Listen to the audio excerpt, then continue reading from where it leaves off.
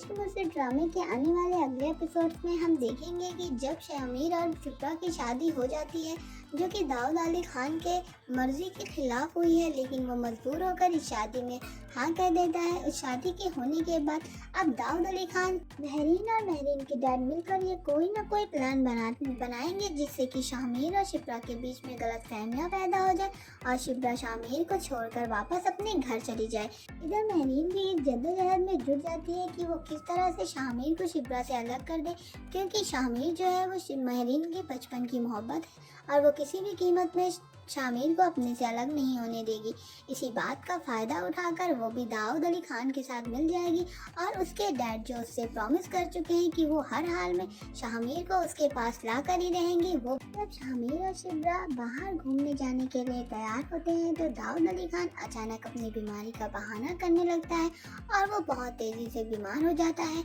जिसे देखकर शामिर और शिप्रा तो जाने से रुक जाएंगे, जिससे शिप्रा का मूड भी ऑफ हो जाता है। इधर दाऊद अली खान भी अपनी बीमारी का फ़ायदा उठाकर शामिर से कहेगा कि शामिर, अगर तुम कहीं चले जाओगे तो मेरी इस पार्टी को कौन संभालेगा। इस वक्त बेटे मुझे तुम्हारी बहुत ज़रूरत है और मैं चाहता हूँ कि तुम मेरी सियासत को आगे बढ़ाओ। शामिर भी अपने बाप के आगे मजबूर हो जाएगा, क्योंकि वो अपने डैड की बीमारी की हालत में देखेगा तो उससे बर्दाश्त नहीं होगा और वो भी कहेगा कि डैड आप टेंशन मत लीजिए, आप बस अपनी तबीयत का ख्याल रखिए, मैं आपकी पार्टी को आगे बढ़ाऊंगा और मुझसे जितनी कोशिश हो सकेगी मैं इस पार्टी को बहुत आगे तक लेकर जाऊंगा। आप बस अपनी सेहत का ख्याल रखिए, आप बिल्कुल फिक्र मत कीजिए। जब दाऊद अली खान महरीन को और महरीन के डैड को ये बात बताता है कि शामिर अब हमारे साथ सियासत में जुड़ जाएगा, तो महरीन और महरीन के डैड बहुत खुश हो जाते हैं, क्योंकि उन लोगों का प्लान यही रहेगा कि किसी भी तरह शामिर को अपनी सियासत में वो लोग लाएं, जिससे कि शिप्रा और शामिर के बीच में गलतफहमियां पैदा हो सके और वो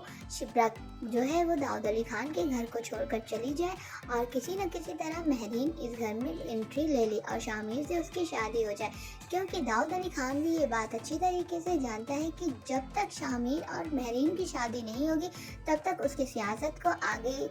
उतना मुनाफा नहीं होगा जितना कि वो चाहता है, क्योंकि महरीन के डैड जो है वो बहुत बड़े सियासतदार हैं और बिना उनके हेल्प के उनकी सियासत को आगे बढ़ाया नहीं जा सकता है। शामिर भी अपने डैड के बहकावे में आ जाता है और अपने आवाम के सामने अपने डैड को सही साबित करने में जुट जाता है कि दाऊद अली खान ने अपने पास्ट में आज तक जो भी किया है वो आवाम की भलाई के लिए ही किया है, उन्होंने ऐसा कोई गलत काम नहीं किया है। ये सब देख कर शिब्रा और सुलेमान साहब भी टेंशन में आ जाते हैं और अपने किए गए फैसले पर एक बार फिर से सोचने पर मजबूर हो जाते हैं। सुलेमान साहब ये बैठकर सोचते हैं और अपनी बीवी से कहते हैं कि क्या मैंने जो फैसला लिया अपनी शिब्रा के लिए वो गलत था? क्या मैं जो पहले सोचता था शामिर सिकंदर के बारे में वही सही था कि वो दाऊद अली खान का बेटा है जो कि पूरी तरह से करप्ट हुआ है? वो जुबैदा सिकंदर का उसके अंदर कोई भी गुण नहीं है जिसकी वजह से कि मैं उसे मानूं कि वो जुबैदा सिकंदर का बेटा है। वो सिर्फ और सिर्फ दाऊद अली खान का बेटा है और उन्हीं के नक्शे कदम पे चलता है। इधर शिब्रा भी ये सोच सोच कर परेशान होगी कि कहीं शामिर सिकंदर भी दाऊद अली खान की तरह ही ना हो जाए और आवाम के अच्छे के बजाय उनकी गलत में उनका फैसला ले। इधर शिब्रा भी इस बात से टेंशन में है। अब आगे आने वाले एपिसोड्स को देखना बहुत ही इंटरेस्टिंग होगा।